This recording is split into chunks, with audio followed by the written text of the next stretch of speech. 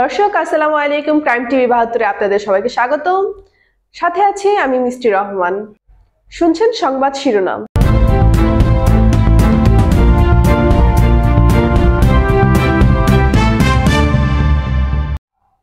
আশুলিয়া নয়ারহাট বাস স্ট্যান্ডের পাশে ট্রাক ও পিকআপ সংঘর্ষে নিহত 2 জন ও আহত 2 জন, তথ্য ভিডিও চিত্রে মাসুদ রানা। এবারে বিস্তারিত।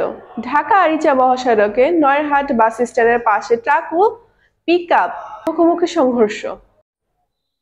আরিচাগামী পিকআপ ভ্যান নয়ারহাট বাস স্ট্যান্ডে পৌঁছালে টার্মিনালের ভিতর থেকে ট্রাক ও সড়কে ওঠার সময় মুখোমুখি সংঘর্ষ ঘটে। সাথে সাথে ঘটনাস্থলে ট্রাক ড্রাইভার ও হেলপার নিহত হন। পিকআপ ভ্যানের ড্রাইভার ও হেলপারকে আহত অবস্থায় নিকটস্থ হসপিটালে গণস্বাস্থ্য কেন্দ্রে নিয়ে যাওয়া হয়।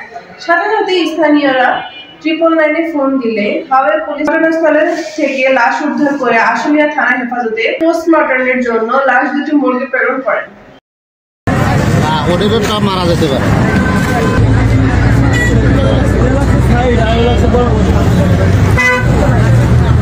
ও এটা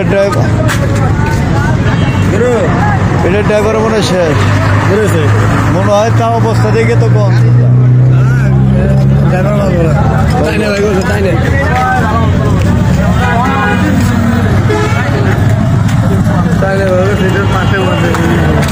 সাথে থাকার জন্য আপনাদের সবাইকে ধন্যবাদ।